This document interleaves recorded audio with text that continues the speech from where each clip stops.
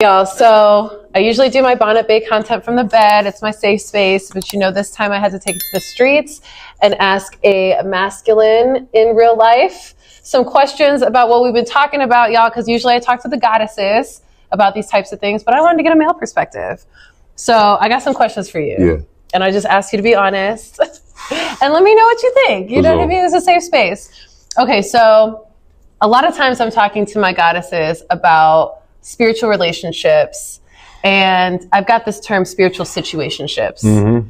And spiritual situationships is when you're having like this really divine connection with someone, and maybe like you're seeing 1111 all the time, or you're like seeing all these signs, but then in the 3D, like it's not vibing, but you're trying to convince yourself that it is, because in the 5D you got all these signs, but in the 3D it's like you getting red flags left and right.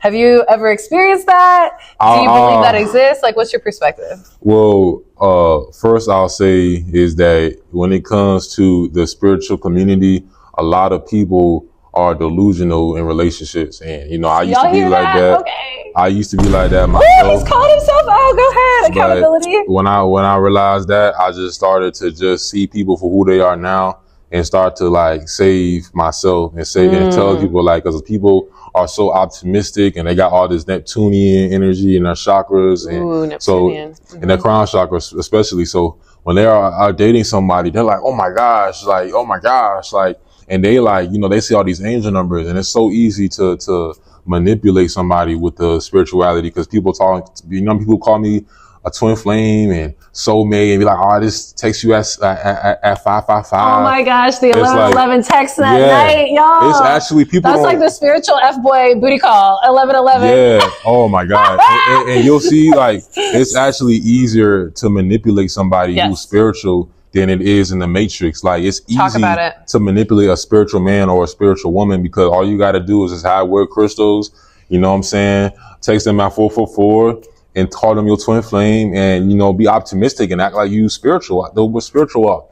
And that's why a lot of us fall for it. But, now I just feel like, being realistic, and you guys got to have a mental and physical attraction. Yes. It shouldn't be, I'm not saying people gonna always clash, but it shouldn't be like y'all clashing 4 times a day. No, there shouldn't be crazy red flags. Like he's talking crazy at you, but you keep seeing 1111, so you stay. Because you're like, oh, he's my twin flame, so I should just tolerate this disrespect. Or he's running out in the streets doing all the things. Yeah. So you said us, right? So it sounds like you've had this from like a feminine, like as a man, you've felt like, because I believe there's definitely a thing called spiritual fuckboys, spiritual F-boys.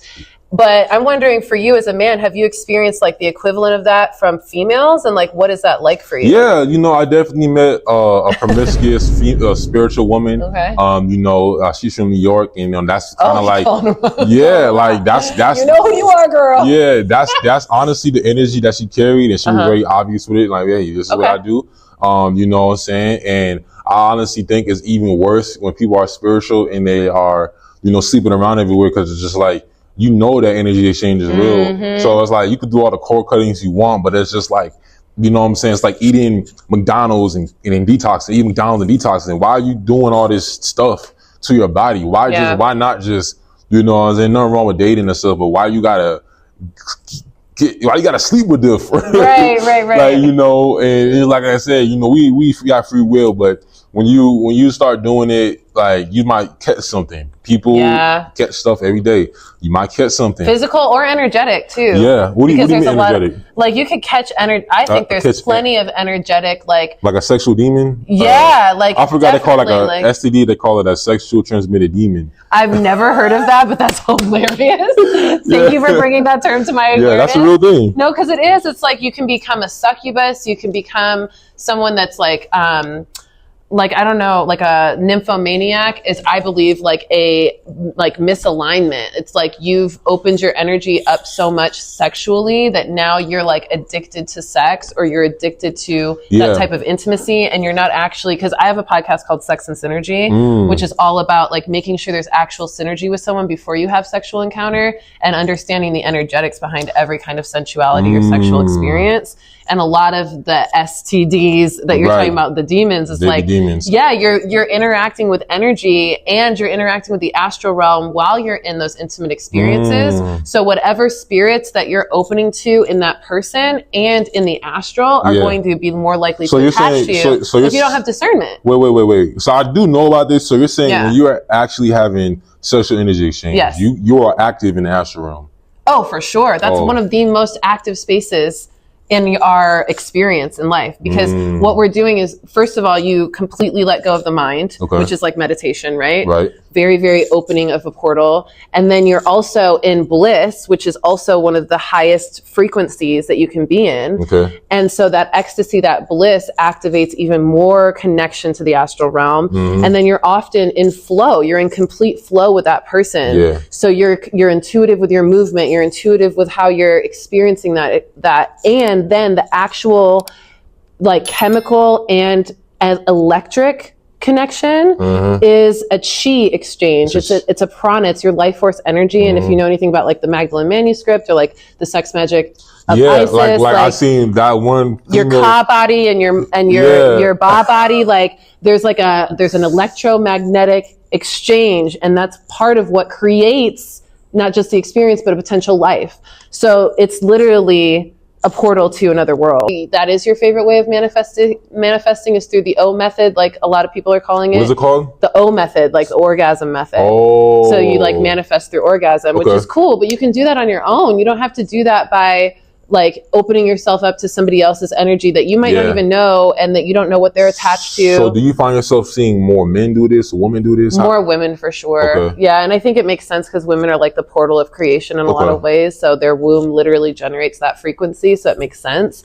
Men a lot of times when they're experiencing orgasm or like ejaculation or seminal retention, like they know that when they emit that frequency, they usually like it's like kind of you're draining yourself a bit. So it's like you have to be a little bit more aware of it as a man. But I'm not a man, so you probably have more advice on that. But yeah, I've seen some women, they do it by themselves, you know what I'm saying? They say, but of course they have to know how to actually manipulate. Yeah, you have to know the meditations, you have to know the frequency, you know how to build it. Like it can be definitely something that can be abused and mistreated. Do you feel like a person, you know, there's a saying like sexually a person, in order for them to really be good at it, they have to do it to themselves? Yeah. You believe that? For sure. I agree. I totally agree. You have to know yourself in order to be able to connect with somebody else. That'll clash with, you know, I'm big on semen retention. That'll clash with a lot of guys who practice. They say like, nah, you never touch yourself, and you know what I'm saying? It's like extreme. Yeah. I started off. Well, that can actually be physically damaging to a man. And energetically, if you do that for too long. Yeah, I could see that because I know, like, for instance, if I do it for a very long crazy. Time, like men can go crazy. Like it's a literal thing. And I think women have it too. I know one dude who told me he was on semen retention, and he told me he just want to punch a wall. And I'm the same way. When I go in there, I just like you gotta know when to like the smallest let thing, yourself release, y'all. You can't just be doing too much, okay? Because everything can be extreme. Yeah, because I was watching BDL 1014, and he was basically telling me that, you know, your semen, your seed is part of your Kundalini energy. So Kundalini energy is linked to dragon energy. So when you hold it for a year, I think it was 2-3 years, it starts to transform into first a snake and then a dragon. Yeah. So you're walking around with this dragon aura-like energy, and dragons are extremely powerful. Yeah, and they can be very damaging too. Very powerful. Yeah, they blast fire. So you are, and also semen retention builds up your fire element too. I did research on that. So when you're on semen retention, you're building up your fire. If you have like no fire placements, semen retention builds up that fire in you. How should a divine masculine show up in dating and also in partnership?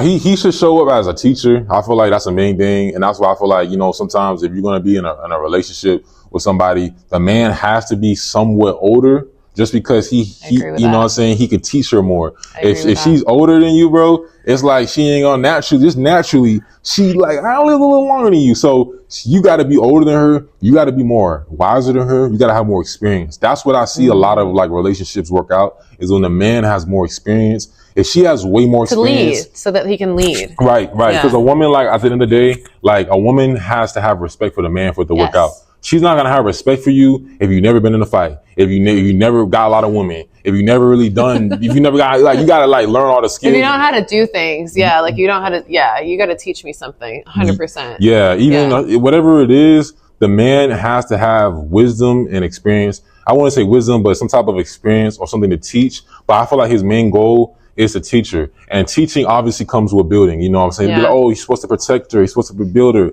Those are obvious. You know, we already know he's supposed to protect her. But the main things, I feel like, especially... They don't always know that. Really? I will tell you that. They do not always know that. Well, let me ask you, what does protection look like? Yeah, so when I think about like how a divine masculine gets to show up for a woman in any way, I do believe that like protection, like some of the hottest things a man has done is like when I'm walking across the street, we're walking together, like looking both ways for me, putting his hand on my back and like walking with me to make sure that we like cross the street safely, making sure I stand away from the street on the sidewalk and he's on the edge of the sidewalk, right? Like those kind of things. And also just like physical fitness. Like I want to know that my man can like get in a fight. If squash the bug. Do you know how many times I've had a man scream from a spider? I said, let me get it. Wow. No. Well, what kind of men was you dating? Well, not anymore. Okay, that was my past self.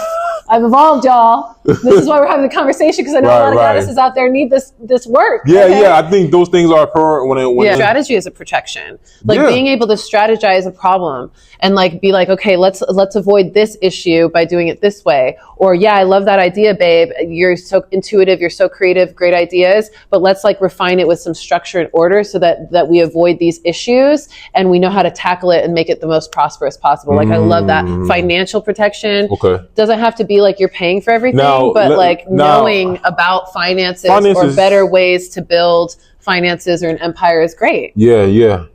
So let me ask you this. I'm glad you brought up finances. Yeah. When it comes to finances, there's something called financial manipulation. Yes. Now they say a woman, when she dates a man and he got all the money, but she got zero money, 9 out of 10 times he's going to manipulate her financially. Absolutely. Because now, and the woman might want that. Like a lot of guys out there, y'all trying to look for like a little little zaddy vibe, but trust me, because you will absolutely be taken advantage of, and there will be a power over your head holding you down because you don't even have money to pay for. Like you can't leave. You can't get your own place. So now you're stuck in whatever he's giving you, however he's treating you, and all of these things. And there'll be certain women that I've talked to, and they'll tell me like, that's why they like to have money for themselves. Absolutely. And it's smart because she said like her mom specifically, they don't like that shit. They want to be in a relationship to where, okay, if they leave, he don't gotta be like, they don't gotta go to the man and be like, okay, please can I have this? Please can I have this? That's manipulation. Financial manipulation is not talked about. Yeah. And I think you don't have sovereignty. You're giving your power away. Yeah. So of course, if you're giving your power away, you're allowing yourself to be manipulated. Not all men will do that, but because a man is naturally a conqueror, I think that naturally they may be enticed to do that without even realizing it. Naturally, Like, oh, I can get whatever I want now. I think both parties got to have something to spend or something to do for themselves. Like, there should always be a level of independence in a relationship. Yes. And that's because y'all are together, but, let's say he wants to travel, and, let's say he's saving up or this and that. Yeah. And, you are, you need something. Yeah. And you can't spend it yourself. Now it's like, so he can also manipulate you and be like, I'm not going to give you money until you do this. Right. That happens all the time. Right. Or now that I gave you money, remember when I did that? Like, now you got to do this, and then you don't even know until later. I had a lot of that in my past. So I feel like people got to respect women who do get money by themselves, as long as they can tap into their feminine energy and enter a relationship. There's nothing wrong with that. I respect women who get money by themselves and they don't mind being,